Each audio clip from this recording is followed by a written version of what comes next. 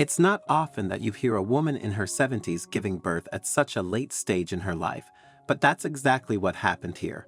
Only there was something strange about the baby. Something was a little off, and what the parents discover next will absolutely blow your mind.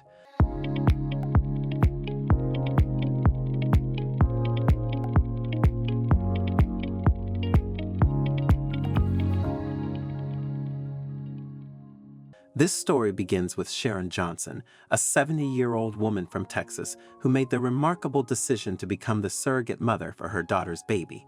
Initially, her daughter had some understandable reservations due to Sharon's age. However, after discussing it with her husband, they eventually embraced the idea. And so it was decided Sharon would carry her daughter's baby and, in doing so, give birth to her own grandchild. Before moving forward, Sharon needed to be medically cleared as fit, healthy, and capable of carrying a baby. Childbirth places immense stress on the body, even for the fittest and healthiest women, so doctors had to ensure she could handle the monumental task of pregnancy in her 70s. Medical professionals conducted a comprehensive series of tests, including physical and mental evaluations, to confirm her suitability. They even conducted a scan of her womb to determine if it was capable of bearing a child. Reflecting on the pregnancy, one doctor noted, "You never know what could happen in a situation like this, especially given that Sharon Johnson was over 70 years old." He wasn't wrong. Pregnancy at such an advanced age is incredibly risky and could go catastrophically wrong in many ways if proper safety measures aren't meticulously followed. In fact, over 300,000 women a year die from childbirth, so as you can see, it's not just a walk in the park. However, what they found is that Sharon, despite her advancing years, was fit and healthy enough for the task. Even remarking that her uterus was in particularly good shape, the pregnancy was greenlit, and things were good to go. It certainly must have been an exciting time for all involved. Sharon was impregnated via in vitro fertilization, also known as IVF for short. This is where the mother's egg and father's sperm are joined together, and the fertile egg cell is planted within a surrogate mother's uterus. That way, the baby can grow and mature in a body that is physically capable of carrying them to full term. Despite Sharon's age and the inherent risks involved with pregnancy, everything went surprisingly well, with no unexpected hiccups along the way. Just to be sure, though, doctors kept a particularly close eye on both Sharon and the baby. They needn't have worried, though, and soon enough, the time came for the baby to be born. In order not to put any undue stress on Sharon's body, the doctors decided to perform a cesarean section. This is where a surgical slit is made in the mother's stomach, and the baby is removed that way, as opposed to coming out of the vaginal canal. It's nothing out of the ordinary. It is a fairly common procedure that just guarantees a little more safety for all parties involved. But again, everything went off without a hitch, and Sharon handed over the beautiful little baby boy to her elated daughter and son-in-law. They named him Stephen, and all seemed well in the world. Being able to give your daughter and her partner such an incredible gift must be one of the most rewarding things in the world. Actually, physically caring and birthing your own grandchild must have formed a bond with them that will last a lifetime. The newly complete family went home and began the daunting process of learning how to become parents. And as any parent out there will tell you, it's no easy task. Luckily, Stephen wasn't too much of a handful, not even crying too much or making much of a fuss. Sounds like the perfect baby boy to us. But here's where things started to get a little weird. You see, Stephen was carrying a secret so mind-blowing and strange that it would rock the worlds of everyone involved in the little baby boy's life. As Stephen lay in Sharon's lap one day, happily cooing and waving and doing all those cute and adorable things babies do, her husband Tom reached across to stroke the little baby boy's head and run his fingers through his hair. But after several moments of fussing him and giving the baby some attention, Tom noticed something that gave him real cause for concern. He alerted Sharon, and they alerted Stephen's parents, and they all agreed that they needed to call the doctor immediately. A panicked call was made, and the doctor suggested that they come in to see him so he could check the baby out for himself and run a few tests. Understandably nervous and in need of reassurance, the family rushed the baby to the hospital, where he was given the once-over.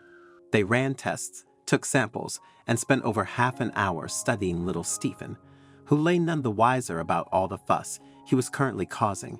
But after closely and carefully studying the results of their tests, the medical staff discovered something that they had never seen before in their entire professional lives.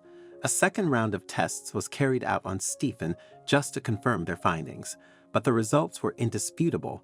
After plenty of head-scratching and disbelieving chat, the doctors were ready to break the unbelievable news to Sharon and the family. The baby was found to have not 2 sets of DNA, but 3.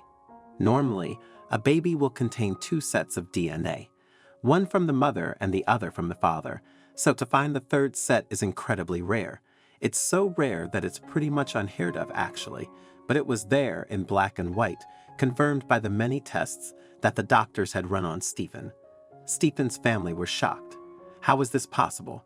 Everyone knows that to make a baby, you need 2 sets of DNA. But how on earth could a turd get mixed up in there? Even in the history of women being surrogate mothers, nothing like this had ever happened. Stephen really was a one-off in every sense of the word. The doctors were equally perplexed, but laid out their theory to the family. The 3rd set of DNA must have come from Stephen's surrogate mother, his grandmother Sharon. Over the course of the 9 months carrying the baby, he must have absorbed parts of her DNA, meaning that he would go on to directly inherit several characteristics from Sharon in later life. For example, the head was full of shocking white hair that was already covering his little head, and one of the most incredible things is that Sharon, being in her 70s, didn't factor into the mutation at all.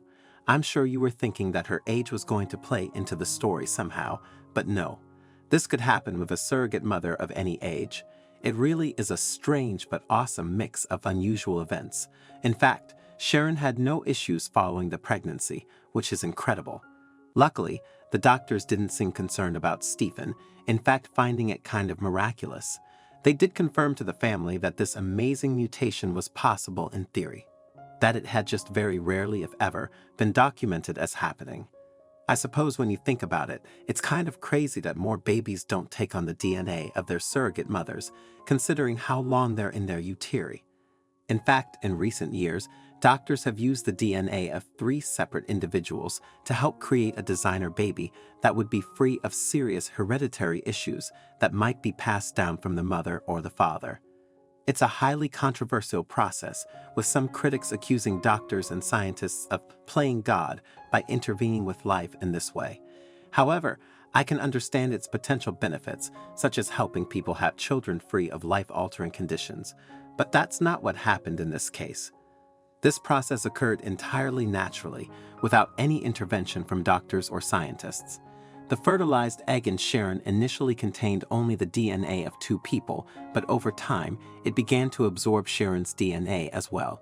It was a completely natural, unavoidable, and utterly remarkable phenomenon.